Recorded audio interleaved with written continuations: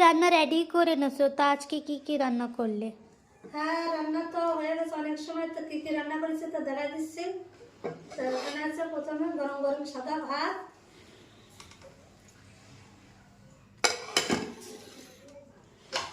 তারপরে আছে সালাদ। সালাদে আছে টমেটো, পেঁয়াজ, শসা আর লেবু।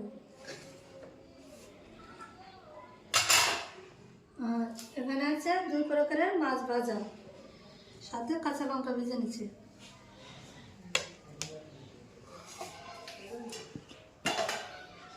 এখানে কাঁচা টমেটো দিয়ে বাটা মাছের মাখা একটা তরকারি করেছি, জিরে বাটা শস্য বাটা দিয়ে। আর এখানে করেছি দেশি মুরগির পাতলা ঝোল, লাল লাল পাতলা ঝোল। এখানে দিয়ে আছে গোটা একটা রসুন আলু দিয়ে করা হয়েছে। তা আজকে দুপুরবেলা মেনু হচ্ছে এই দিয়ে খাওয়া দাওয়া হবে। তো বসে পড়ো, চলো।